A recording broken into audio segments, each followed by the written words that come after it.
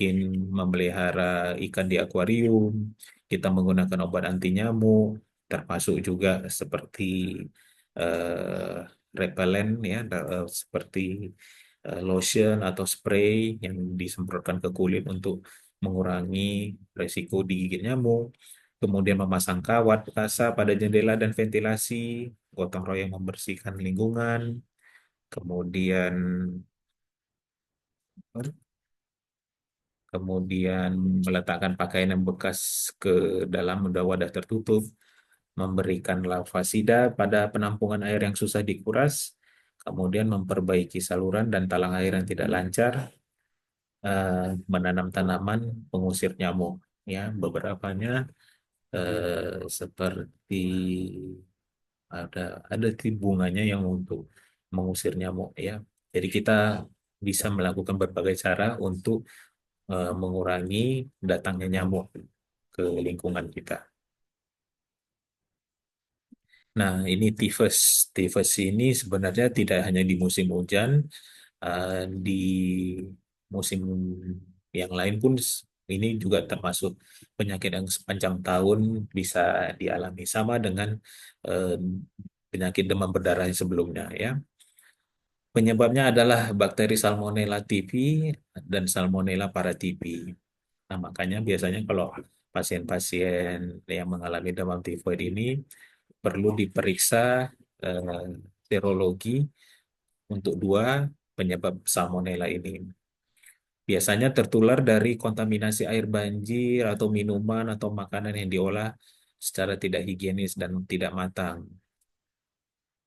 Nah, gejala-gejalanya biasanya anak bisa mengalami demam sampai 40,5 derajat Celcius, bisa lebih dari 5 hari. Nah, ini kalau demam yang lebih dari 5 hari ini gejalanya memang menyerupai juga seperti demam berdarah tadi. Sakit kepala, ya hampir sama dengan demam berdarah, kemudian diikuti dengan gangguan pencernaan, ya, seperti diare, mules, nyeri perut, ya, atau sembelit. Nah, agak kontradiksi ini. Jadi selain anak-anak itu bisa diare, bisa juga sembelit, tidak bisa buang air besar berhari-hari, ya, juga mengeluhkan sakit perut.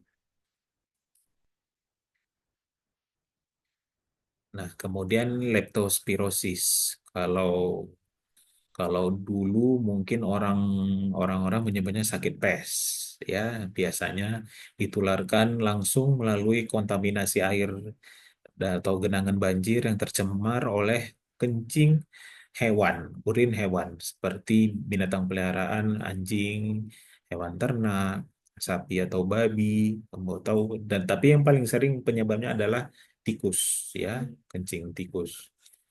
Eh, Gejalanya bisa disertai demam, menggigil, sakit kepala, nyeri otot, muntah, atau diare. Ya, hampir sama juga dengan penyakit-penyakit yang tadi sebelumnya disebutkan. Nah, yang biasa jadi problem adalah namanya juga kita pada saat banjir itu kita membersihkan lingkungan, ya kan, dan kadang-kadang kita nggak sadar itu di kaki kita itu ternyata sudah ada luka kecil ya. Ternyata luka kecil ini terkena air yang terkontaminasi merupakan jalur yang baik untuk masuknya kuman leptospirosis ini. Nah, ini ya. Dari gejala-gejalanya, pasien biasanya mengalami sakit kepala, muntah-muntah, demam tinggi menggigil, batuk-batuk, matanya merah, kemudian bersamaan demamnya ada disertai dengan gatal-gatal, nyeri otot, ya kan? Bisa diikutin kuning, ya, matanya jadi kuning, berak mencret, ya. Nah, ini gejala-gejala gatalnya. Nah, gatal-gatalnya hampir mirip seperti gejala, oh, ini penyakit kulit ya. Ya, penyakit kulit biasanya jamur.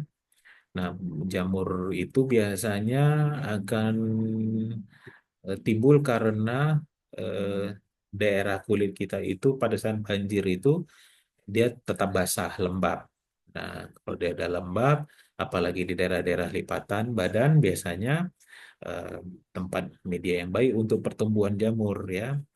Dan khasnya kalau jamur itu biasanya berbentuk bulat seperti ini, ya kan bulatnya ya nggak bulat persis sih, kadang-kadang bisa simetris bentuk bulatnya. Nah, cuman khasnya itu selain bentuknya bulat, tapi di tengahnya itu ada seperti penyembuhan, penyembuhan jaringan. Tapi sebenarnya ini masih daerah pinggir-pinggir merah ini sangat gatal. Dan kayak kalau kayak gini ditemukan di kulit, berarti ini adalah infeksi dari jamur biasanya. Nah, kemudian hepatitis A.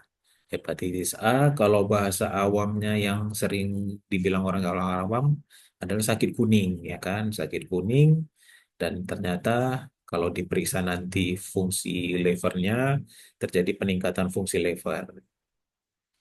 Nah, biasanya penyebabnya adalah virus hepatitis A, ya. Kemudian penularannya adalah kontaminasi makanan dan minuman atau air yang terkontaminasi ya karena pengaruh tadi dari apa namanya musibah banjir ya. Kemudian gejalanya mual, muntah, kelelahan, sakit perut, kemudian hilang nafsu makan, demam, dan pada kasus-kasus tertentu dapat menimbulkan gejala kuning. Tadi ya, kuning pada mata, ya paling itu yang paling sering dialami, paling nampak gejalanya. Nah, pencegahannya bagaimana? Ya kan, kalau untuk mencegah dari penyakit-penyakit ini, ya kita usahakan untuk selalu menjaga kebersihan rumah dan lingkungan supaya tetap sehat.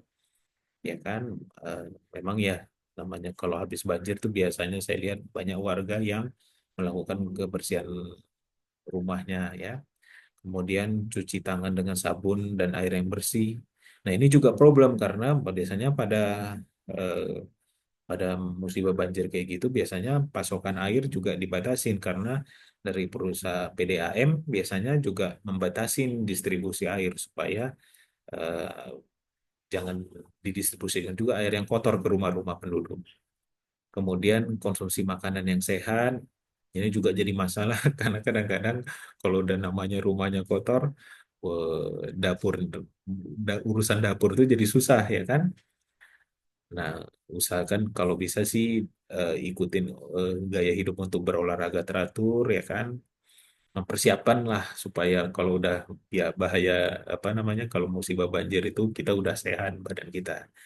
Istirahat yang cukup, kemudian melakukan vaksinasi ya kan. Vaksinasinya yang ada di sebenarnya sekarang di praktek dokter ada vaksinasi influenza, vaksinasi pneumonia, tifus, hepatitis A, dan juga yang terakhir adalah sudah ada adalah vaksinasi demam dengue untuk demam dengue. Saya rasa cukup sekian.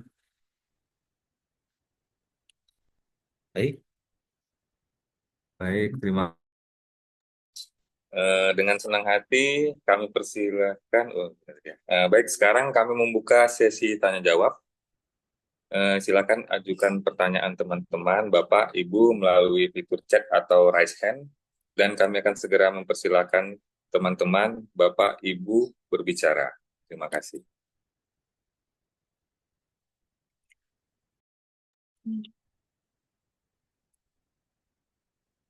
Baik, dokter, itu ada pertanyaan dari Cindy Valeria Sitorus. Pertanyaannya, dok, kira-kira vitamin dengan merek Imbus Force C untuk membantu penyembuhan anak demam, apakah aman dan diperbolehkan tidak untuk dikonsumsi saat musim hujan begini? ya. Jadi, oke. Jadi namanya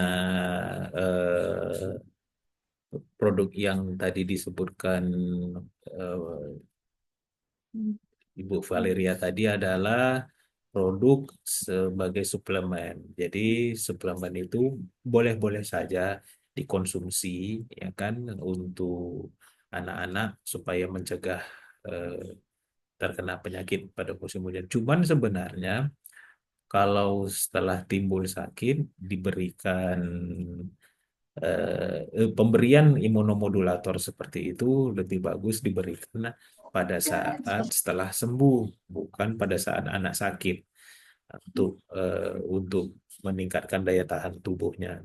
Tapi pengkonsumsiannya bukan sebagai konsumsi yang teratur ya, karena efeknya nanti akhirnya imunitasnya malah tidak terbangkitkan gitu kalau terus-terus diberikan imunomodulator tersebut.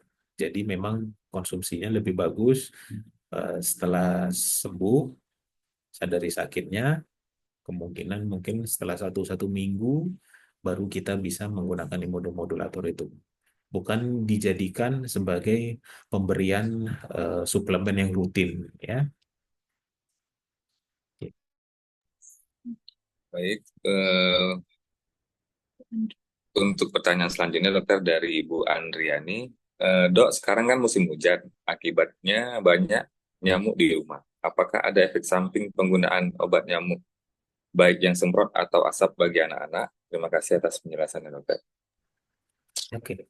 Nah, obat nyamuk yang asap biasanya memang tidak dianjurkan kalau kita mempunyai anak yang berbakat untuk asma. Nah, tapi masih bisa digunakan ya kan. Tapi dengan cara biasanya kita menyemprotkan beberapa saat sebelum anak tidur di kamarnya. Kamarnya itu sudah kita semprotkan sebelumnya dengan obat nyamuk asap atau yang semprot kira-kira kurang lebih 30 menit. Kalau residu di udaranya sudah udara di kamarnya sudah kira-kira sudah berkurang, bisa kita kita masukkan anak ke kamar tidurnya. Cuman kalau untuk obat nyamuk bakar biasanya itu yang memang sebaiknya kalau anaknya berbakat untuk asma sebaiknya jangan digunakan. Tuh, ya Bu ya, kan kita masih bisa menggunakan obat nyamuk yang lain seperti repellent ya, kayak yang lotion atau spray atau bisa menggunakan kain kasa, mungkin pakai kelambu ya. Jadi sebenarnya kayaknya sih kuno gitu, cuman pakai menggunakan kelambu itu lebih bagus sebenarnya untuk mencegah datangnya gigitan nyamuk.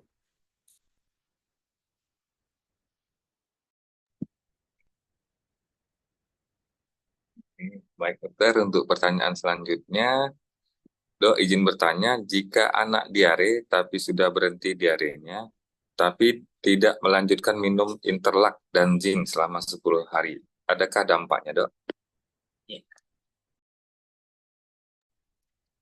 Nah, obat-obat seperti Interlac itu eh, kandungannya adalah obat-obat suplemen sebenarnya, bukan obat yang definitif untuk menghentikan diare. Jadi Interlac sendiri isinya adalah simbiotik, gabungan dari beberapa bakteri yang baik bagi saluran pencernaan dengan konsentrasi tertentu yang terbukti bisa mengurangi gejala diare.